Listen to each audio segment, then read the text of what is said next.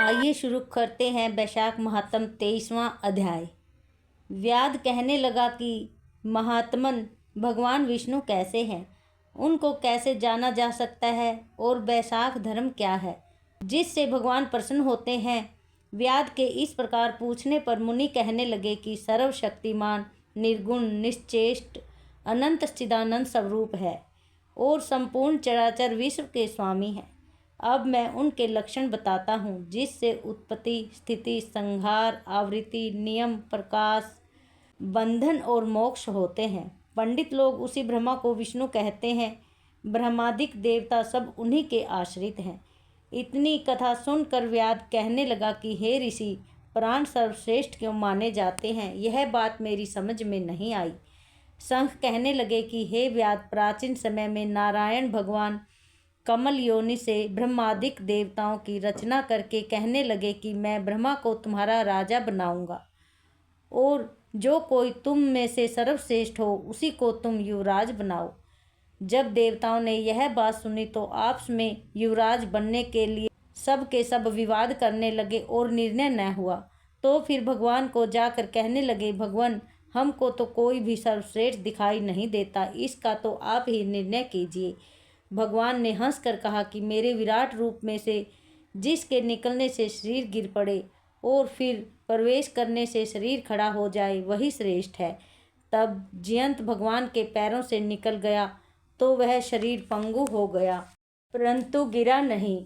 इसी तरह गुहेंद्रियों में से दक्ष के निकल जाने से हर्तहीन कहा गया, नेत्रों में से सूर्य के निकल जाने से नेत्रहीन, नाक से अश्विनी कुमार के निकल जाने से नासिका रहित, कानों से दिशाएं निकल जाने से बहरा, जिह्वा से वरुण निकल जाने से अक्षरस और मन को चैतन्य करने वाले रुद्र के निकल जाने से तो जड़ कहाने लगा, परंतु देह गिरी नहीं, वरन पूर्ववत सब कार्य होते रहे। मगर फिर प्राणों के निकलते ही देह गिर गई और उसको मृत कहने लगे।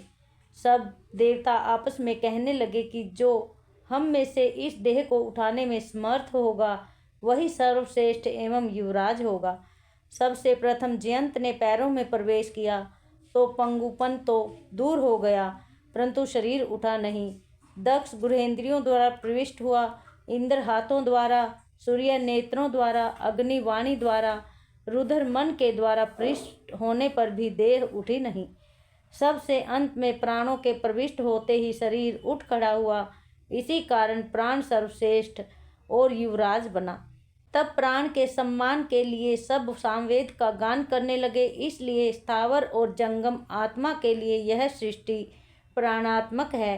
प्राण ही जगतपति हैं, प्राण बिना जगत कुछ भी नहीं है, प्राण बिना जगत कुछ भी नहीं है। हरि ओम। इति श्री वैशाख महात्म 23वां अध्याय। श्री कृष्ण गोविंद हरे मुरारी, हे नाथ नारायण वासुदेवा। हरे कृष्णा। वैशाख महात्म्य 24वां अध्याय। आइए सुनते हैं।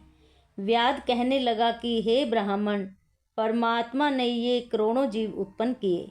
इनके भिन्न कर्म अनेक सनातन मार्ग हैं और इनके स्वभाव एक से क्यों नहीं, यह मेरी जानने की इच्छा है।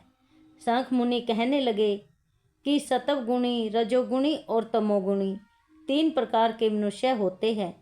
इन गुणों की विषमता, न्यूनता और अधिकता से मनुष्य वैसे ही कर्म करता है। प्रकृति के जीव इन्हीं तीनों गुणों से बंधे हुए हैं। गुण कर्म के अनुसार ही कर्म का नाश और फल होता है। तमोगुणी पुरुष सदैव निष्ठुर, निर्दयी और सबसे द्वेष रखने के कारण सदा दुखी रहते हैं। राक्षसों से लेकर पिशाचों तक सब तामसी गति को प्राप्त होते हैं। रजोगुणियों की बुद्धि पाप और पुण्य मिली हुई होती है, इस कारण स्वर्ग और नरक दोनों में जाते हैं तथा सुख व दुख दोनों ही भोगते हैं और यह मंदभागी सदैव संसार में जन्म लेते हैं। सत्वगुणी धर्मात्मा तथा दया वाले, पराई निंदा न करने वाले, श्रद्धावान होते हैं। यह सत्वगुणी वृत्ति वाले महातेजस्वी, पाप रहित ऊपर के लोकों को जाते हैं। यह अपने गुण और कर्मों के अनुसार कर्म करते हुए भगवान के समीप पहुंच जाते हैं। इति श्री वैशाख महात्म 24वां अध्याय। ओम नमो नारायण। हरे कृष्णा हरे राम राम राम हरे हरे, हरे कृष्णा कृष्णा कृष्णा हरे हरे, हरे राम राम राम हरे हरे, हरे कृष्णा कृष्णा कृष्णा हरे हरे। हरि ओम। बैसाख मास 25वां अध्याय।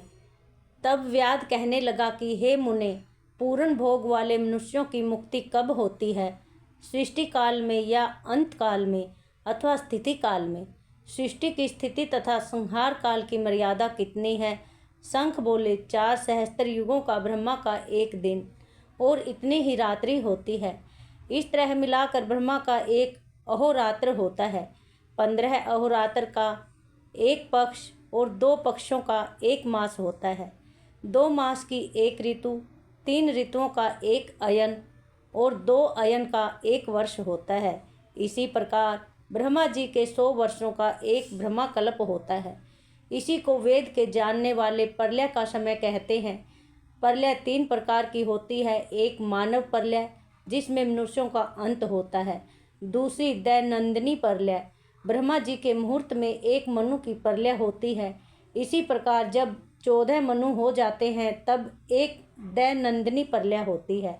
मनवंतर प्रलय में पृथ्वी, आकाश और पाताल तीनों लोकों का प्रलय हो जाता है। परंतु इस मनवंतर प्रलय में चैतन्य जीवों का ही नाश होता है, किंतु लोकों के स्वरूप का नाश नहीं होता। केवल उन लोकों में जल प्लावन हो जाता है। फिर मनवंतर के अंत में चैतन्य जीवों की उत्पत्ति हो जाती है। लेकिन दैनंदिनी प्रलय में लोक और परलोक सब का नाश हो जाता है।